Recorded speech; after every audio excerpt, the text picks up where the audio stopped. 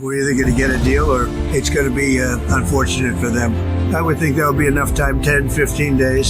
বিশ্ব ভূ রাজনীতির প্রেক্ষাপটে বর্তমানে এক উত্তাল সময় পার করছে ওয়াশিংটন। ডোনাল্ড ট্রাম্প প্রশাসনের সাম্প্রতিক কিছু পদক্ষেপ বিশ্বজুড়ে নতুন করে পরমাণু যুদ্ধের আশঙ্কা ও কূটনৈতিক চাঞ্চল্য তৈরি করেছে। সবচেয়ে বড় আলোচনার কেন্দ্রবিন্দু এখন সৌদি আরব। যুক্তরাষ্ট্রের একটি অস্ত্র নিয়ন্ত্রণ সংস্থার প্রতিবেদন বলছে, রিয়াদের সাথে কয়েকশো কোটি ডলারের এক বিশাল পরমাণু সহযোগিতা চুক্তি চূড়ান্ত করতে যাচ্ছে ট্রাম্প প্রশাসন। বিশেষজ্ঞদের বড় উদ্বেগের জায়গা হল, এই চুক্তিতে ইউরেনিয়াম সমৃদ্ধকরণের মতো সংবেদনশীল বিষয়ে কোনো কঠোর বিধিনিষেধ নেই।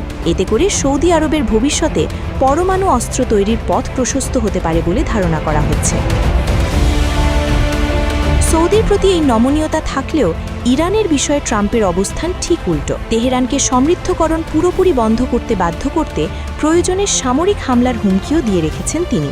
আগামী সপ্তাহে দুই দেশের পরোক্ষ আলোচনার আগে এই কঠোর অবস্থান মধ্যপ্রাচ্যে নতুন করে উত্তেজনার পারদ চড়াচ্ছে। এদিকে রাশিয়া ও যুক্তরাষ্ট্রের মধ্যকার নিউ স্টার্ট চুক্তির মেয়াদ শেষ হওয়ায় কয়েক দশকের মধ্যে প্রথমবারের মতো দুই পরাশক্তির মধ্যে কোনো কার্যকর অস্ত্র নিয়ন্ত্রণ ব্যবস্থা রইল না। যদিও ভাইস প্রেসিডেন্ট জেডি ভ্যান্স একটি নতুন কাঠামোর ইঙ্গিত দিয়েছেন, তবে ইউক্রেনে জোরপূর্বক সেনাদলে নিয়োগের ভিডিওগুলো বিশ্ব বিবেকে নাড়া দিচ্ছে। বলা যায়, বিশ্ব এখন এক অনিশ্চিত পরমাণু প্রতিযোগিতার দ্বারপ্রান্তে।